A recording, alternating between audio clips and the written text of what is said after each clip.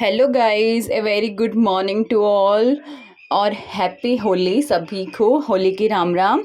और अभी तो होली मनाओ, अच्छे से खेलो, बट उसके बाद में पढ़ाई कंटिन्यू करना, पढ़ाई शुरू कर देना बहुत अच्छे से। मिनिमम डेली के 6 to 8 आवर्स तो आप लोगों को निकालने ही है जब तक आपका एग्ज़ाम नहीं होता। अगर सिलेक्शन चाहिए तो ये जुनून होना चाहिए कि डेली 8 घंटा तो पढ़ना ही पढ़ना है। अब वो आप मैनेज करो, अगर 8 नहीं होता तो 6 तो मिनिमम होने ही चाहिए। कि आप नाइट में टाइम निकाल सकते हो या मॉर्निंग में निकाल सकते हो अपने। अगर कोई 12th में है, रनिंग में है, तो वो अपने हिसाब से मैनेज करे। अगर कॉलेज में है तो बीएससी के भी एग्ज़ाम्स आएंगे, तो आप अपने हिसाब से देखना। बट मैं आपको बता रही हूँ, इतना तो आपको बेटा करना ही पड़ेगा। बाकी मैं आपको बता देती हूँ, इस चैनल पे आपको क्लासेस किस तरह से मिलेंगी और आपको कैसे क्या क्या पढ़ना है, मैं थोड़ा बहुत आइडिया दे देती हूँ। बाकी तो करना तो आप ही को है। तो पहले तो हैप्पी होली सभी। और हाँ, ज़्यादा कलर मत खेलना, पता चला बीमार पड़ गए, 4 दिन तक तो उठ ही नहीं रहे, है ना। तो आपके 4 दिन वेस्ट हो जाएंगे। तो अब सुनो, एक अब से लेके एग्ज़ाम तक 100 दिन बचे हैं ना। मतलब हम मोटा मोटा मान के चलते हैं कि हाँ 100 डेज बचे हैं। अब 100 डेज में इतना तो अच्छा कोई भी नहीं है कि हम 100 के 100 दिन पढ़ ले, है ना। तो मैंने ऑलरेडी निकाल दिया है कि देखो, ऑलरेडी निकाल दिया कि 10 दिन तो आपकी मस्ती के हैं। और ये हो ही जाता है, कभी कोई काम हो जाता है, कभी किसी के यहाँ फंक्शन हो जाता है, तो इतने तो चलता है, ठीक है। बट इससे ज़्यादा नहीं होना चाहिए, वरना इससे ज़्यादा करोगे तो आप ही को नुकसान होगा। अब देखो, शुरू के 30 डेज में क्या करना है, आपको अपना कोर्स कंप्लीट करना है, मतलब अकॉर्डिंग टू सिलेबस चलना है। पहले केमिस्ट्री पढ़नी है, उसके बाद में बायो पढ़ लेना या फिजिक्स पढ़ लेना। मैं केमिस्ट्री के लिए इसलिए बोल रही हूँ क्योंकि केमिस्ट्री से सवाल बहुत ही थ्योरेटिकल या बहुत ही कॉन्सेप्ट बेस्ड पूछे जाते हैं। और केमिस्ट्री मैथ वालों को भी पढ़नी होती है और बायो वालों को भी पढ़नी होती है 11th-12th में। तो आई थिंक केमिस्ट्री सबकी ओके ओके तो होती ही है, क्योंकि फिजिक्स से बायो वालों को डर लगता है ना। और मैथ वालों के लिए फिजिक्स अच्छी होती है, तो उसका भी बताऊँगी क्या करना है। बट फिर भी मेरी राय मानो तो केमिस्ट्री से शुरुआत करना, उसके बाद में बायो, उसके बाद में फिजिक्स, और जीके को कंटिन्यू करना, थोड़ा थोड़ा पढ़ते रहना, है ना। तो देखो, 30 डेज में आपको सिलेबस कंप्लीट करना है।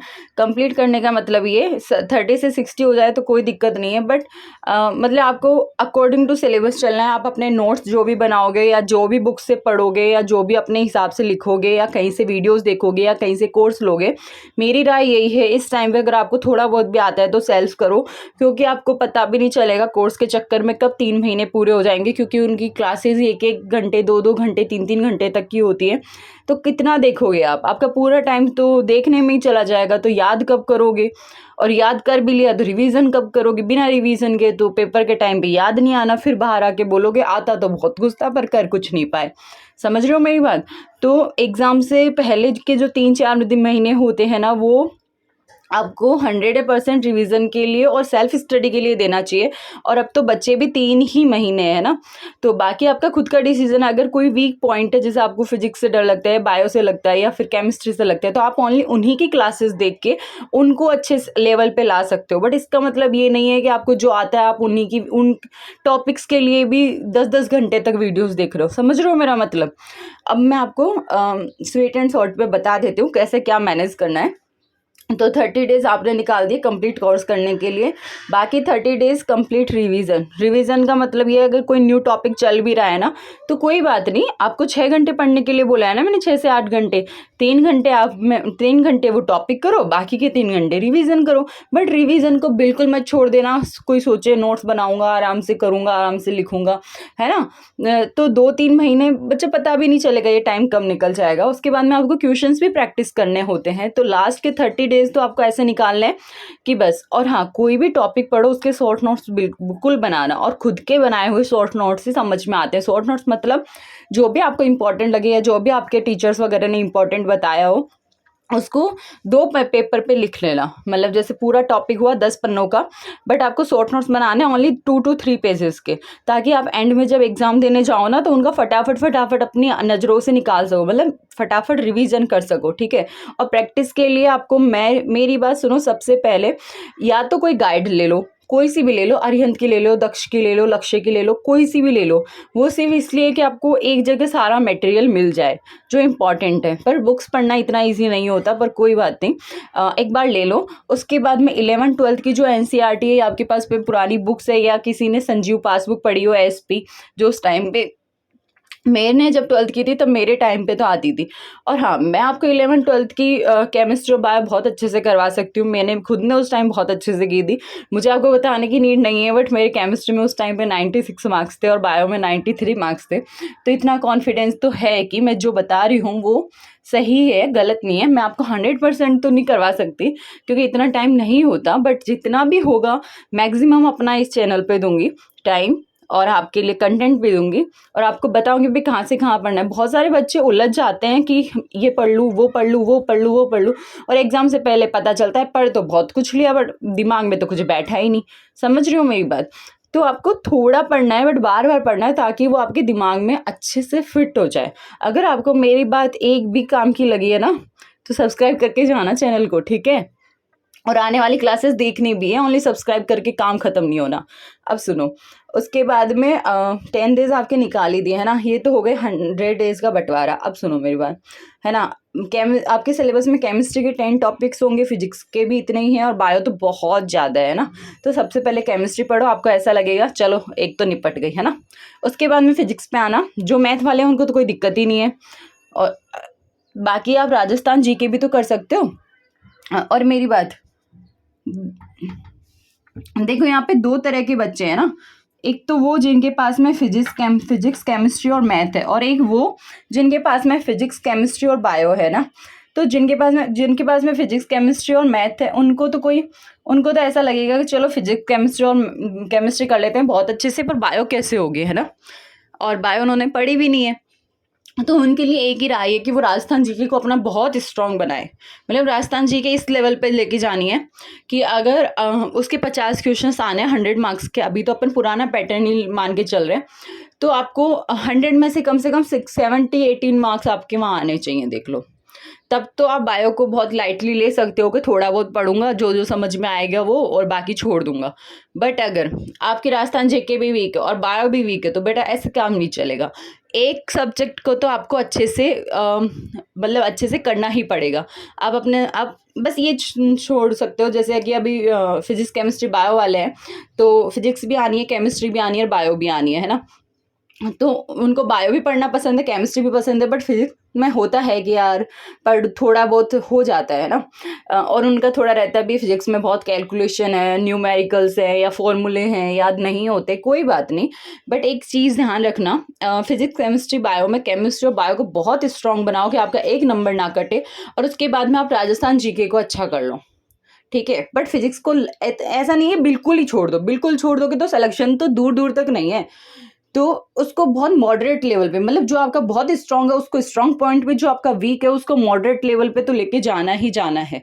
और जो जो सिलेबस में टॉपिक है ओनली वही पढ़ना है। एक दो सवाल अगर आउट ऑफ सिलेबस आ भी जाता है तो क्या जाता है, सबका कोई नहीं कर पाएगा उसे, तो वहाँ तो कंपटीशन रहा ही नहीं ना। आपको सिर्फ अपने नेगेटिव मार्क्स बचाने हैं कि आपका मार्क्स नेगेटिव में ना जाए, गलत अटेम्प्ट नहीं करने हैं।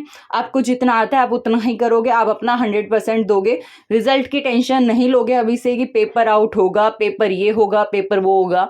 करने से क्या हो जाएगा ये बताओ? कुछ बदल सकते हो आप? नहीं ना। अभी रीट वाले बच्चे 3 साल से तैयारी कर रहे थे, उन्होंने पेपर दिया, किसी के बहुत अच्छे मार्क्स थे, मेहनत करके, क्या हुआ? रद्द हो गया। पता नहीं है ना हमें फ्यूचर में क्या हो। ऊपर से कोरोना और झटके देता रहता है, कभी फर्स्ट वेव, कभी सेकंड वेव, कभी थर्ड वेव, कभी फोर्थ वेव, है ना?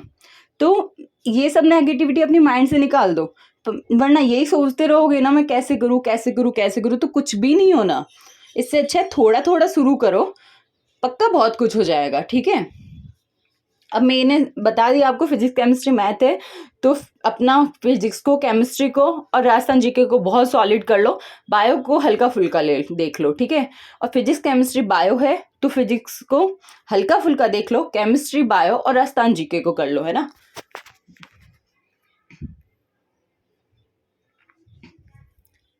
अब मैं आपको एक बार बता देती हूँ कि सिलेबस क्या क्या है। उसके बाद में मैं ये भी बता दूंगी कि इस चैनल पे आपको क्लासेस किस से मिलेगी, मतलब किस तरह से, पहले किसकी फिर उसकी किसकी, या फिर सब्जेक्ट वाइज या क्वेश्चन प्रैक्टिस, जो भी है मैं आपको क्लियर कर देती हूँ।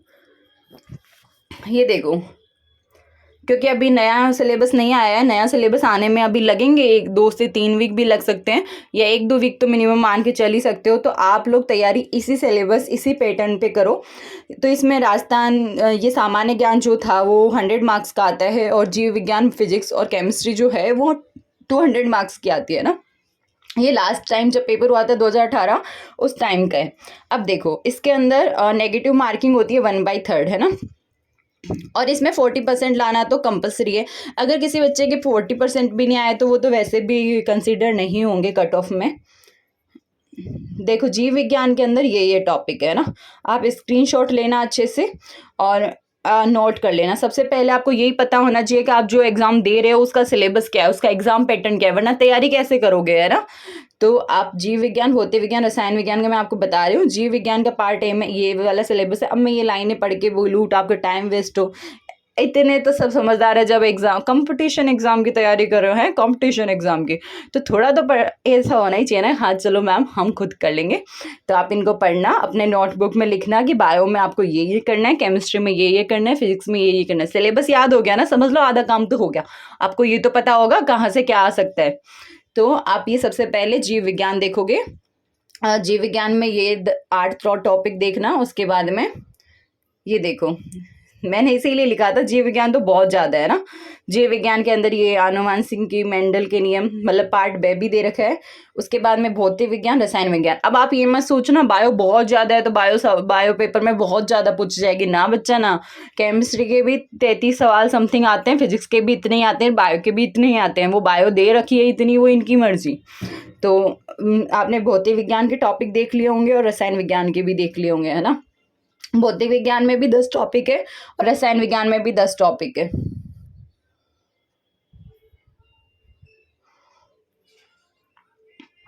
तो ये तो हो गई सिलेबस की बात, है ना, कि कहाँ से क्या करना है।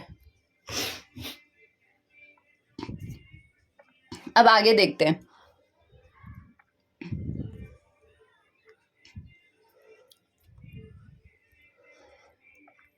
ये देखो क्लासेस, आपको इस चैनल पे क्लासेस कैसे और क्या मिलेगी।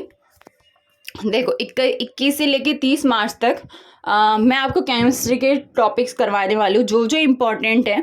मैं आपको वो सब चीज़ थ्योरी बेसिस पे देने वाली हूँ, वीडियोस में अवेलेबल करवाने वाली हूँ। 10 वीडियो बनेंगी 10 टॉपिक की। एक वीडियो अब चाहे 1 घंटे की बने या 2 घंटे की बने या हाफ आवर की बने, आपको एक टॉपिक के अंदर, एक सिंगल वीडियो के अंदर एक कंप्लीट टॉपिक मिलेगा। आपको थ्योरी भी पढ़ाई जा रही है, आपको थोड़ा एक्सप्लेन भी किया जा रहा है, और आपको ये भी बताऊंगी कि कहाँ से सवाल आ सकते हैं, कहाँ क्या इम्पोर्टेंट है, ठीक है। तो केमिस्ट्री अपन 21 से 30 मार्च तक देखेंगे।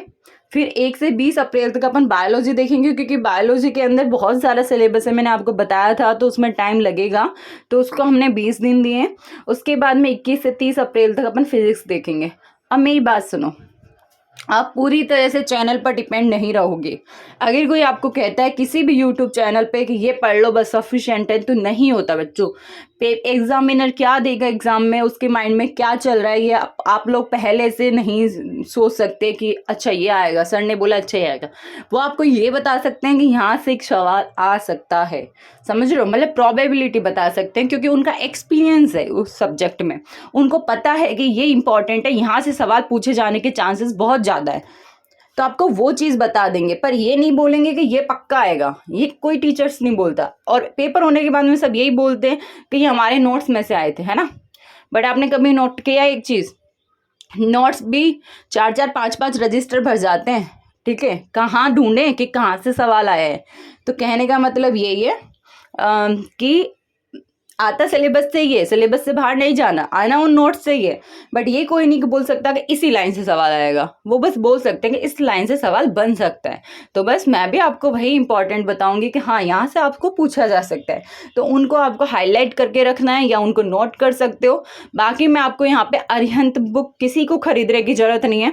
मैं आपको अरिहंत बुक का मटेरियल अगर किसी को चाहिए तो अपना PDF मतलब अपना ग्रुप है टेलीग्राम पे, मैसेज करना मेरे को, जो भी टॉपिक चाहिए अरिहंत बुक में जो मैटर बेटर होगा, मैं आपको प्रोवाइड करवा दूंगी। बाकी केमिस्ट्री के जो थ्योरी लेक्चर्स हैं बेटा, ऐसे बहुत टाइम लग जाता है कि नोट्स ये वो, तो 1-2 घंटे में तो टॉपिक कंप्लीट होने का अपन सोच भी नहीं सकते। इसलिए अरिहंत की बुक्स में जो शॉर्ट में दे रखा है बहुत इंपॉर्टेंट है। और आई थिंक मैंने अभी लास्ट ईयर का पेपर देखा था, मतलब लास्ट टाइम का 2018 का, काफ़ी सारे सवाल ऐसे हैं कि जो ऐसे ही उठ के आए हैं। मैं कल ही सोच रही थी यहाँ से सवाल बन सकता है और ये इंपॉर्टेंट है, और मैंने उस बुक में नोट भी किया है, क्योंकि मुझे आपकी क्लासेस लेनी है 21 से, तो खुद को भी थोड़ा बहुत देखना पड़ता है ना कि क्या है क्या नहीं है। तो अभी मैंने वो पेपर देखा, मैंने इससे पहले पेपर नहीं देखा था, तो कुछ सवाल तो उनमें से आ रखे थे, मैंने कहा लो ये तो आ चुके हैं, पर कोई बात नहीं, अपन फिर भी पढ़ेंगे, है ना, कुछ और आएगा उसके पास का, आस पास का। तो मेरा कहने का मतलब ये था, जैसे बॉल्स लो है, तो मैंने कल ही इंपॉर्टेंट लगाया था, बुक में आपको पढ़ाऊंगी तो बताऊंगी भी, और उसी से सवाल कल 2018 में पूछा हुआ है। पर कोई ना कहीं से तो आना ही है, सिलेबस से ही, तो वो तो एक कोई नॉर्मल बात है। बाकी रही बात बायो की, तो बायो बहुत बहुत ज़्यादा है, तो मैं आपको जो जो इंपॉर्टेंट पॉइंट्स होंगे या इंपॉर्टेंट टॉपिक होंगे मैं आपको वो प्रोवाइड करवा सकती हूँ। कंप्लीट बायो तो मैं नहीं पढ़ा सकती, कंप्लीट केमिस्ट्री में आपको ज़रूर पढ़ा दूंगी। और रही बात फिजिक्स की, तो फिजिक्स से तो भाई साहब, मतलब सबको ऐसा है कि कुछ इंपॉर्टेंट बता दो कि फॉर्मूले रट ले, काम हो जाए, है ना। तो इसमें भी मैं आपको कुछ इंपॉर्टेंट्स बता दूंगी कि कौन से टॉपिक में से क्या इंपॉर्टेंट है। फिजिक्स भी कंप्लीट करवाने की गारंटी मैं नहीं लेती, क्योंकि फिजिक्स अच्छे अच्छे टीचर्स पढ़ाने के बाद भी आपको समझ आए इसकी कोई गारंटी नहीं है। और रही बात ये, मेरे पास अभी बोर्ड वगैरह का इंतजाम नहीं है, अभी अपना चैनल न्यू ही है। आप लोग सपोर्ट दिखाओगे, अच्छे अच्छे सब, मतलब थोड़ा ग्रोथ होगा चैनल का, तो एक दिन अपन बोर्ड पे भी आएंगे, लाइव इंटरेक्शन भी करेंगे। बट उसके बाद अभी जैसा चल रहा है वैसा ही चलेगा, बट हाँ आपको समझ आएगा। आप ईयरफोन लगाना कान में और अच्छे से सुनना, और अच्छे से मैं बता रही हूँ वो ध्यान भी देना, और उन बातों पे अमल भी करना, आपको रिजल्ट 100% मिलेगा। मैं बोलती हूँ, अगर आप अपने साथ लॉयल रहोगे, अपनी तैयारी के साथ में लॉयल रहोगे कि हाँ मुझे पढ़ना ही है, ईमानदारी खुद के साथ दिखाओ कि मुझे पढ़ना है, 8 घंटे 6 घंटे तो निकालने ही है। ऐसा नहीं कि ठीक है कल से, ठीक है कल से, अरे बच्चों पता भी नहीं चलेगा कब 3 महीने निकल गए, है ना। और कंपटीशन आपको पता है लेवल, 2018 वाला पेपर का सॉल्यूशन और 2016 वाला पेपर का सॉल्यूशन मैं आपको इस चैनल पे बहुत जल्दी प्रोवाइड करवा दूंगी। आज होली है, मतलब होली की राम राम है, तो आप लोगों को भी होली खेलनी होगी, मुझे भी होली खेलनी है। तो चलो ठीक है, कल मिलते हैं। कल मैं आपको 2018 का पहले पेपर जो हुआ था उसका कंप्लीट सॉल्यूशन इसी चैनल पे प्रोवाइड करवा दूंगी। हर कोई वो देखेगा कि क्या क्या आंसर है, किस लेवल के सवाल आते हैं। आप किसी भी एग्जाम की तैयारी कर रहे हो, आपको पता होना चाहिए कि उस पेपर का लेवल क्या है, ठीक है। बस बाकी जिन्होंने भी बीएससी एमएससी कर रखी है, ये तैयारी कर रहे हैं, जिनको बहुत एक्सपीरियंस है, हल्के में प्लीज मत लेना कि 12th बेस्ट है ना। जब पेपर देखते हैं ना तो सबके छक्के छूट जाते हैं। तो सीधी सी बात ये है, जो पढ़ेगा वही सिलेक्शन लेगा, अपना तो एक ही नारा है ना।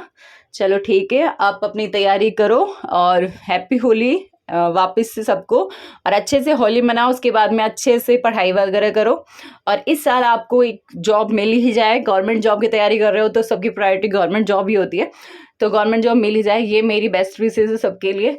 बाकी थैंक यू, बाय बाय।